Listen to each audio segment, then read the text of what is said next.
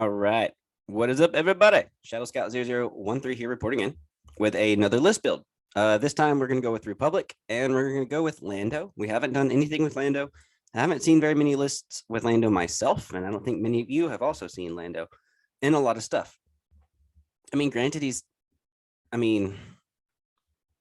okay, he's decent. I like the contingencies.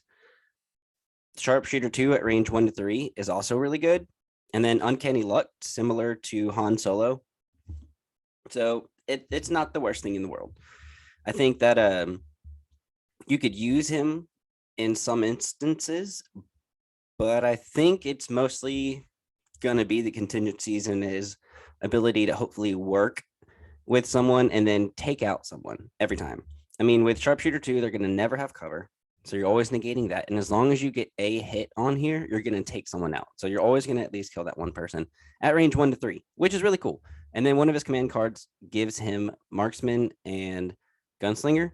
So you're definitely taking at least one person, maybe two people out of those at range 1 to 3, which is pretty cool.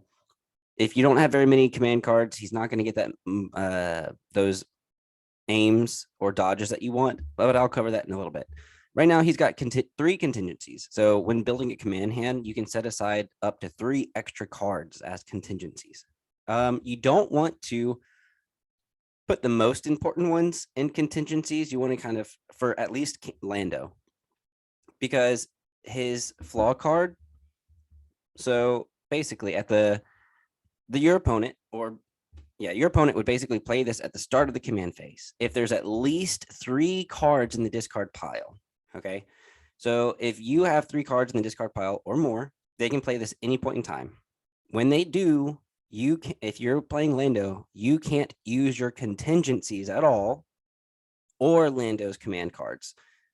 So for the most part, you want to kind of play some of Lando's cards, especially out of your contingencies, and then not worry about your contingencies knowing that someone could play this card.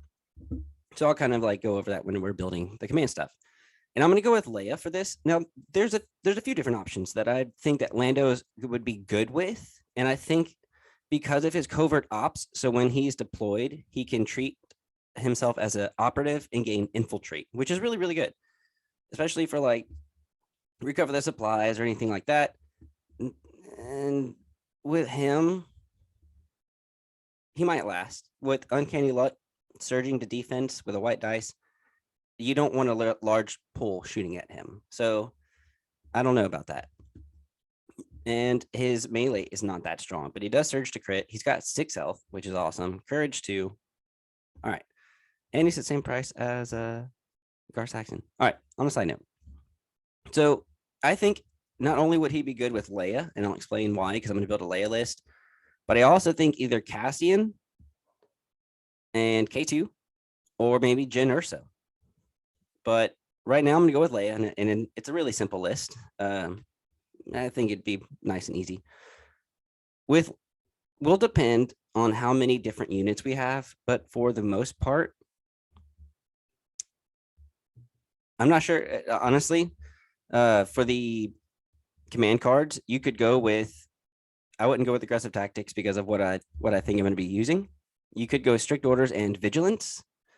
She doesn't have a very high courage value, so you don't need to worry about that. There's no mercenaries that you can be bringing, so there's no need about that. Commanding presence, if you plan on really keeping her in the back, then sure. This one, the improvised orders would actually be pretty good too. Aggressive tactics, not so much right now, but for the time being, because we're going to have, a lot of rebels, especially gaining a lot of dodges, let's go with vigilance. And with with Lando Calrissian being kind of far away and a little bit farther and having the ability to have, dodges, let's go with vigilance with him too. And then with Leia Organa, if we need the improvised orders, we'll go with that.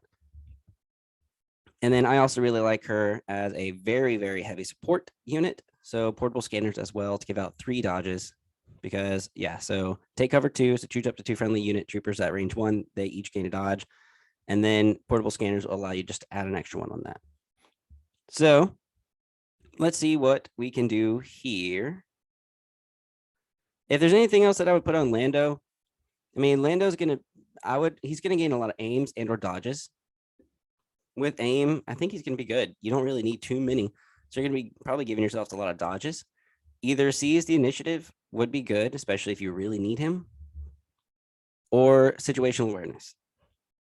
But let's just kind of see what else we can do. I wouldn't go with up close and personal, maybe. None of that stuff.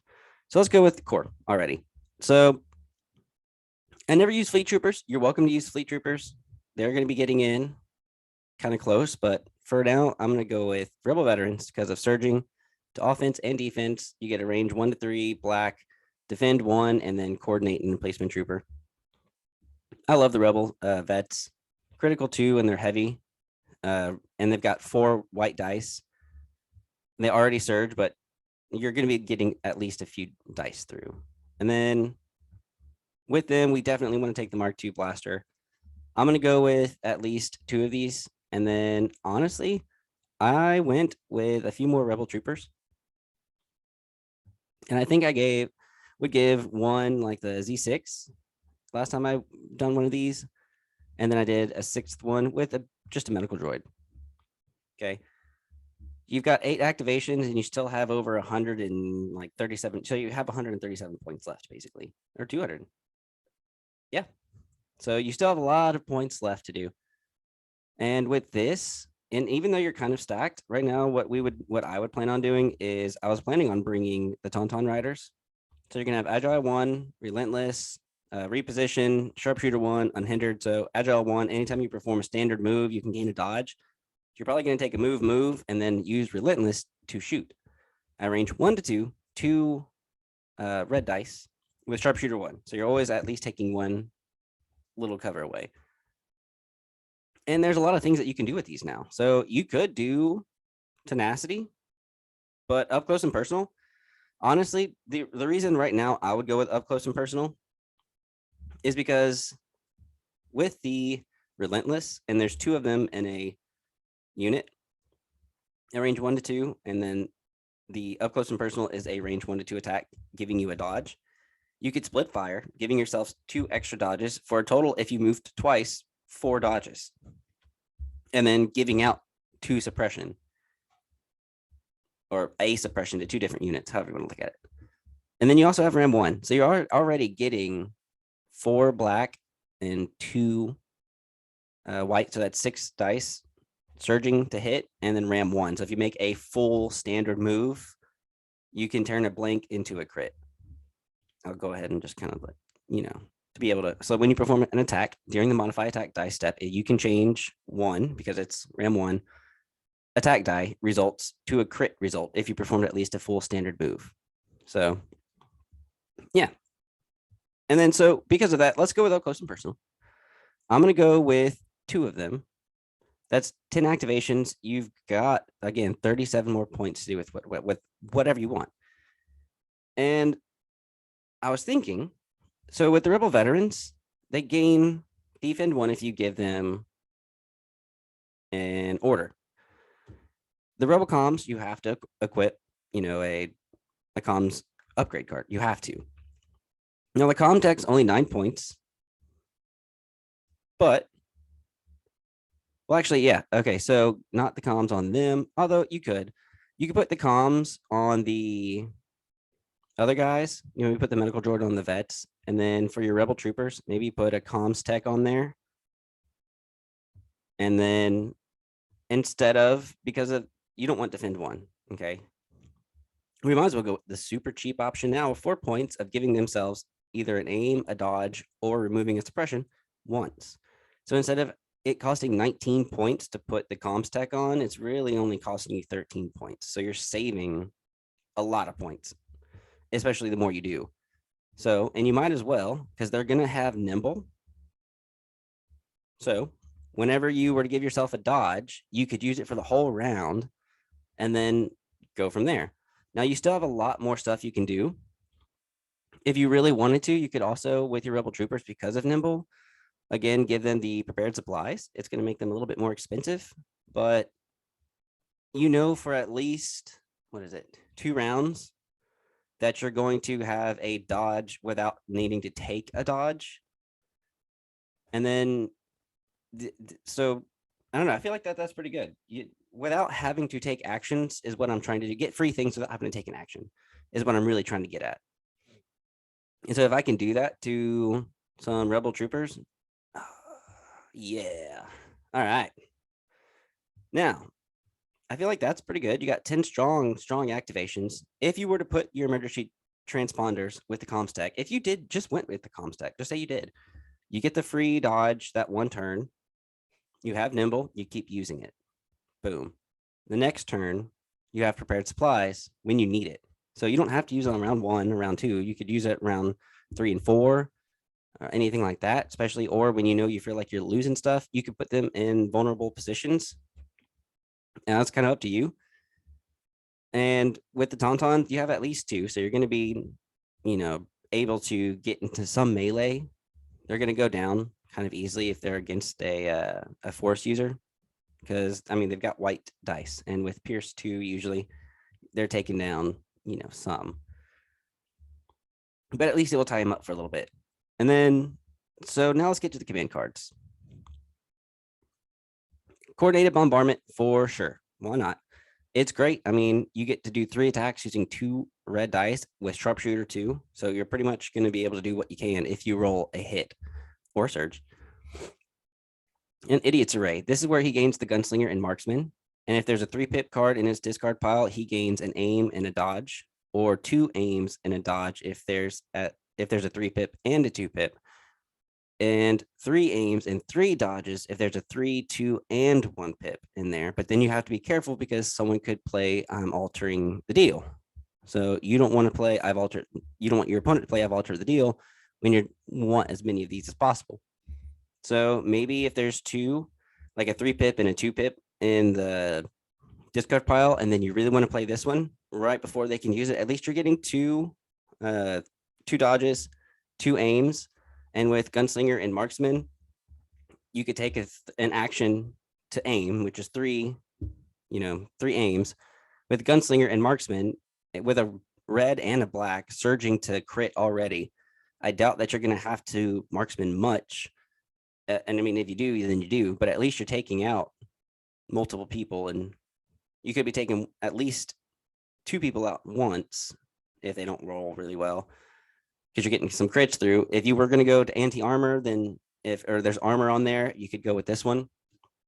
And there's really no way. I mean, you could put, if you were to put HQ uplink on the medium blaster with gunslinger, maybe you could, take away the emergency transponders and stuff and put them on the medium blaster. Or if you were to take, the 2 points off of here by putting on tenacity, that's 2 points. And then you take off the emergency transponder, that's 6 points.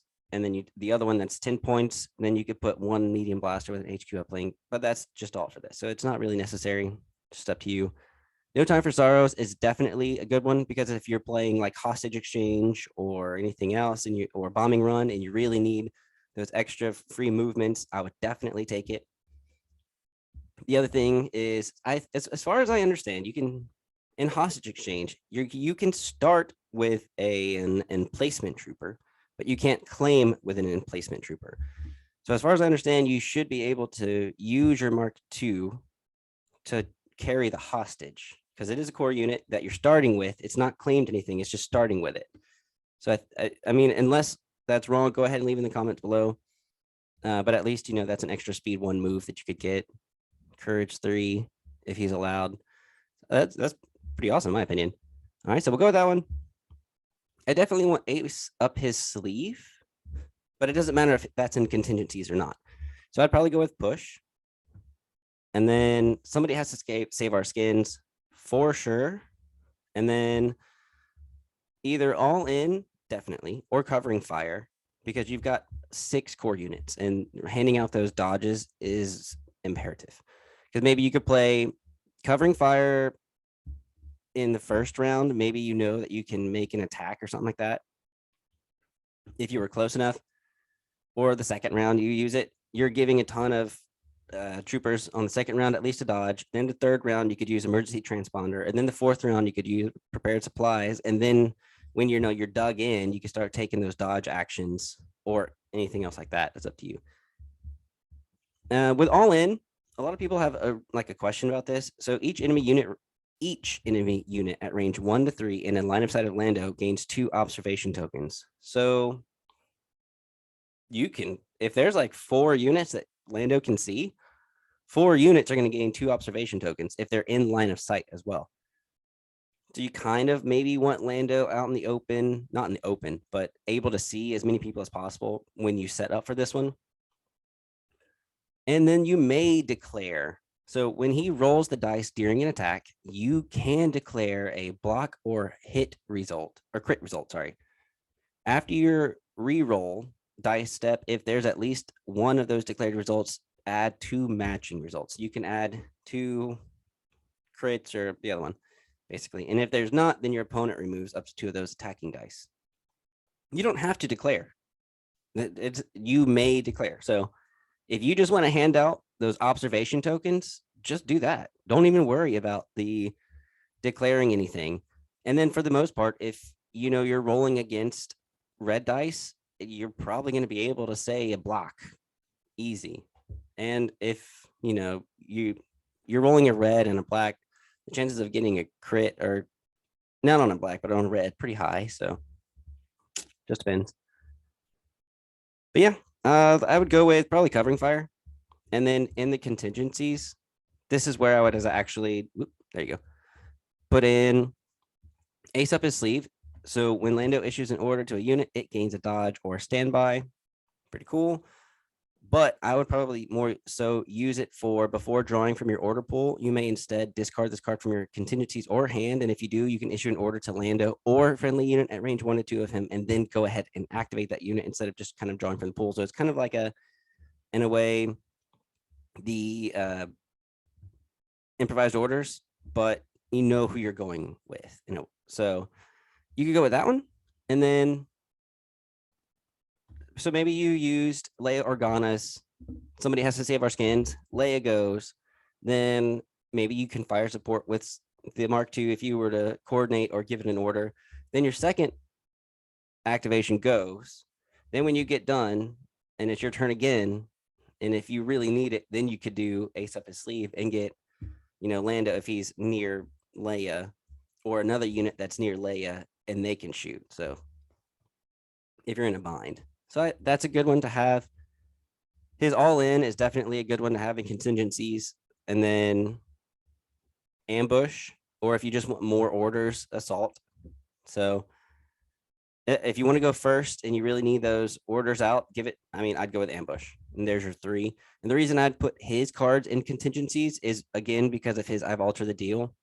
You can't play contingencies or Lando's cards. So Lando's cards might as well be in the contingencies, so that way all the other cards aren't blocked from being used. So there you go. 2 Tauntaun Riders up close and personal. Like I said, you could take those off and put tenacity. You could take off the emergency transponders off both of these, put on HQ uplink somewhere. Or you could also do something different here. You don't have to have the medical droid. You could put the officer to give yourself a little bit more chance of reducing suppression, but I think you'd be fine with this. And again, there's many ways to use Lando. I think that he'd also be really, really good with Cassian because, again, the infiltrate and some pathfinders.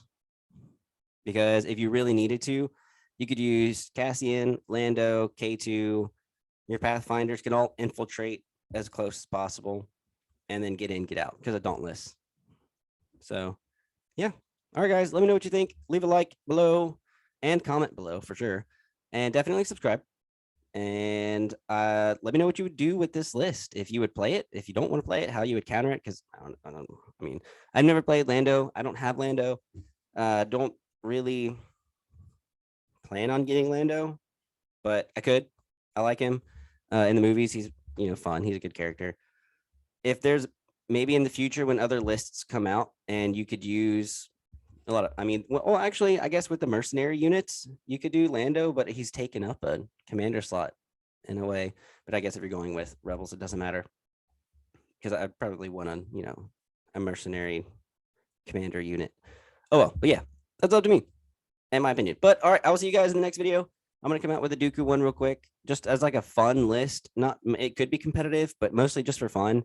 Especially, if you have any tournaments or if you have any games at the game store where a lot of people are trying to be super competitive and super crazy about their lists. This one will just allow you to be kind of having fun since I've kind of come up with a few Dooku lists already. And yeah. All right. And I'll post this on my Instagram and everything else. If you haven't gone over there, it's Shadow Scout 0013. And I'll stop boring you guys now. Adios.